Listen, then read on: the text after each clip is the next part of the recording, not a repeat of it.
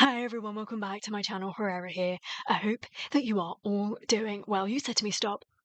You cannot move forward in your SB19 journey without watching a couple of these episodes. So you introduced me to this channel. Let's have a look at this. So this is Casual Chuck, and I believe that this person put together this little mini docu-series on SB19 and how they came about. And I'm really looking forward to watching. I believe there's 4 episodes, and I'm starting off with SB19 Story, Episode 1, Soundbreak. Disclaimer, this video is only based on my personal research. I might miss some details and it's possible to have discrepancies, but I did my best to get as much accurate information as possible, so enjoy. There we go. That's what I was going to say. I'm not sure how this has been put together from a fan perspective or from like a news perspective. Either way, it's going to be interesting.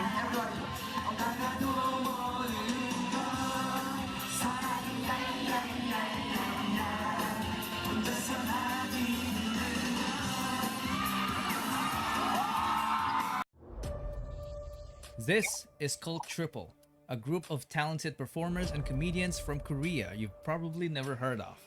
They were formed back in 1994 when the word K-pop hasn't even been invented. In 2002, one of the members made the biggest mistake of his life, which will change the entire course of P-pop history. Mistake? Mistake makes me think it's a bad thing, but it might be a good thing. Huh? Do you remember this song?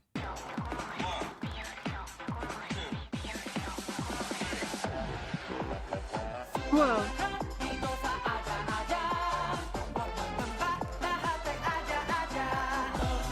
That was not Ken backflipping.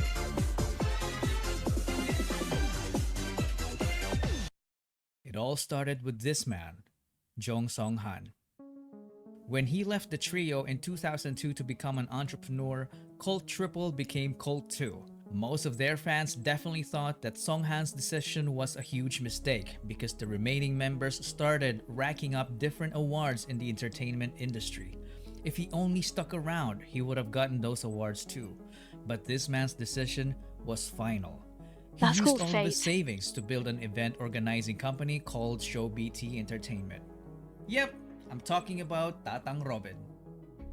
Tatang noticed how passionate Filipino fans were during the rise of K-pop, so he wanted to organize K-pop concerts and events that promote Korean and Filipino culture. To make that happen, he needed entertainers, a group of young people that will be part of the package of their service as an event organizer. We are talking about people who can do dancing, singing, and even act as servants like waiting tables and assisting guests. So he held an audition and hundreds of young talents applied. 30 of them passed as trainees. They were then called Nara, which in Korean means country and is the national tree of the Philippines. They went to multiple events together, including the fan meeting event of the K-pop group called Off-Road.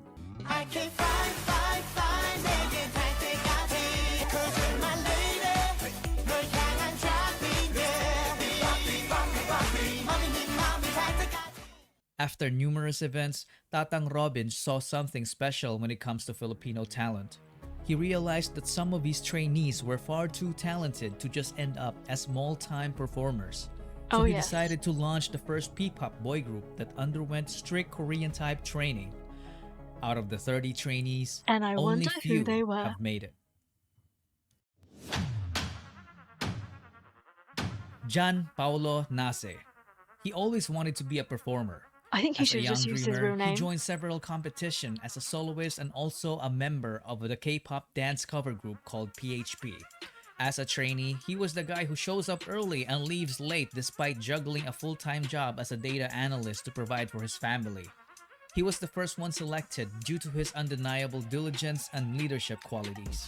He is known to have critically acclaimed songwriting ability, a badass rapper, and was often dubbed as a genius, but he consistently denied it because he claimed to be just a hard worker. This made him the destined leader of the group. He debuted with the name Sejun, but later changed his name to Pablo. Now that the methodical leader is chosen, they needed more members. Tatang Robin just got a genius composer in Pablo, so they needed someone who can dance, and this next guy is exactly that, and even more. I was gonna say, just dance. I'm sorry. Stell Ahero. He was only Dancing. 16 when he started competing as a dancer while studying. He was a born winner despite growing up as a bullied kid. He Oh, made performing his escape from the harsh reality of the world. He did a great job channeling the negative aspect of his life and converting it by winning multiple K-pop dance cover competitions with his group Sayon. He is also a hard worker. He was teaching dance to kids while competing. There was a gosh. point when he worked too hard that it threatened his life due to poor health. He is a What? very skilled choreographer. In fact, he's the main culprit behind most of SB19's snappy and amazingly synchronized dance routines. But little did they know that dancing wasn't even his only talent. I mean, when do they find out? Is it about now? Because the shock on their faces when they found out that actually his range is probably better than most. If I say most males, because I don't know the actual percentages behind that. But even in terms of the males that make it, I think that he's very miles above a lot of them. He's something extra special. You don't come across people like that very often. He easily became the main heavenly voice of the group because his vocals were just Is this forever gonna haunt me? out of this world. He debuted as Stell, the main vocalist, the lead dancer, and choreographer of the group. And the hottie? Oh wow. Josh Cullen Santos became homeless at the age of 16 and it was his decision. Whoa. He's had the worst childhood among the other members. From growing up in a toxic environment to being physically abused as a kid by their nanny. At an Oh early my age, god. he witnessed what it feels like to be a member of a middle-class family that went rock bottom in just a matter of months. He experienced getting evicted from apartments to smaller rooms. It came to a point when his family had nothing to eat but ketchup and salt. They had no permanent address. Because of that, Josh and his sister dropped out of school multiple times, so they got bullied at school for being repeaters. Sometimes he would get into fistfights for defending her. Josh had enough of this, so he took matters into his own hands by leaving. He became independent and started working as an internet cafe attendant. Using his own income, he took the alternative learning system and was able to finish his high school degree. He clearly had no background in performing. Not until he met new friends from the dance community, which led to him meeting Stell and Sayon. Stell. They became co-members and went on to win numerous K-pop dance cover competitions all Oh, over Asia. amazing. They even That's met called luck. BTS Being in during the one right of their place at the right winning time. runs in Korea. In a way, Josh was saved by Stell after trying so hard to save himself. And it paid off because after training, Josh ended up debuting as the lead rapper and dancer of the group. Justin DeDios didn't have to audition.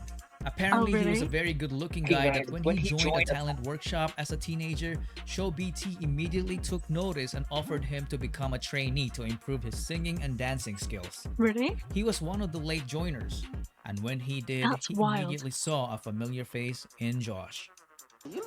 That's really wild, I have to say, to kind of take somebody on board without having heard them sing. Like, a look is a look, but it's not really enough at the end of the day. You just have to have blind faith in somebody, right?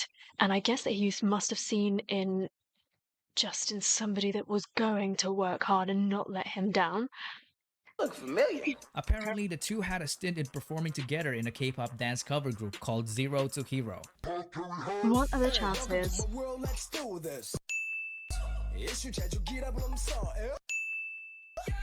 That's so funny. So Justin as well wasn't new in the world of performing.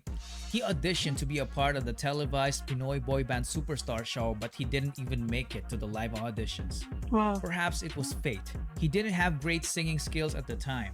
It was only when he became a trainee that he improved astoundingly in the vocal department. He went needed on the to right finish his college direction. degree in multimedia arts while training, which earned him a skill in filmmaking. He then got selected to debut as the main visual, the sub-vocalist, and the creative director of the group. Whoa. He was the would-be director behind the record-breaking P-pop music video, What, and more. But you that's a story serious? for another video. Are you serious? Actor of the group. He was the would-be director behind the record-breaking P-pop music video, What, and I cannot believe this information. Are you joking? That's crazy. What an accolade to have on your CV already.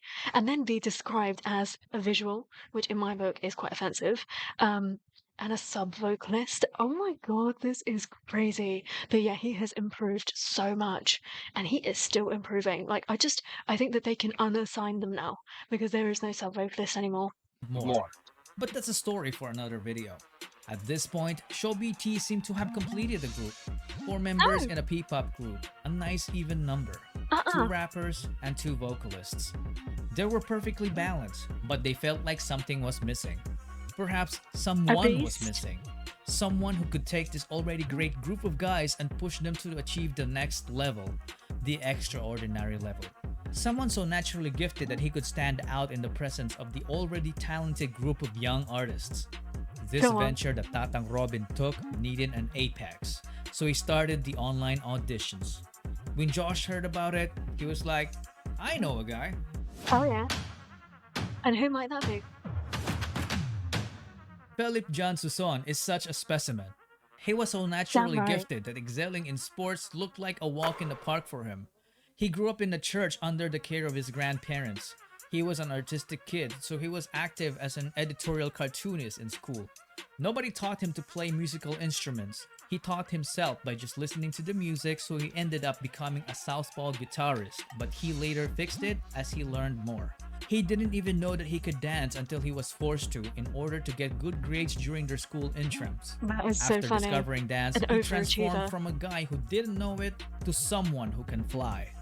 Because Yeah, of his this raw is shocking talent, to me. he ended up teaching dance to the entire school and continued on to form a K-pop dance cover group called Amigo 7. He's a big guy. Apparently, For him his to be group flipping gave around like Josh's that group is so shocking. much trouble during their early competitions because they were very good rivals. So he decided to recruit him. But Philip was Interesting. hundreds of islands away and didn't have the money. Oh, What did Josh do? He shelled out for his plane ticket. With nothing else to lose, Philip went and left his previous life in the countryside. He then trained with the boys and officially debuted with them I cannot as believe that Ken, Josh did that. the main dancer, the bass vocalist, and the lead rapper of the group. One thing to note is that they were an unlikely bunch because they wouldn't have met each other if Tatang Robin stayed with his already successful group in Korea. Justin failed his first audition, so he didn't even bother to audition again because he thought he wasn't ready. And Josh wouldn't have attempted to recruit Ken if ShowBT's training program didn't even exist. And that, ladies and gentlemen, is the butterfly effect. When a small and seemingly insignificant occurrence has a rippling effect through time, leading to a consequential event sometime long after the initial event, or as Google would put it, a phenomenon whereby a minute localized change in a complex system can have a large effects elsewhere. Tatang Robin's so-called mistake back in 2002 led to forming the future P-pop Kings. In 2018, SB19 was formed. The name of the group was carefully picked. The number 19 is the sum of Korea and the Philippines area code digits 82 and 63. So 8 plus 2 plus 6 plus 3 is 19. SB doesn't only mean ShowBT. It is all about their ultimate goal for Pinoy sound to break into the music industry, which is fearlessly represented by this praise. Soundbreak. That chills.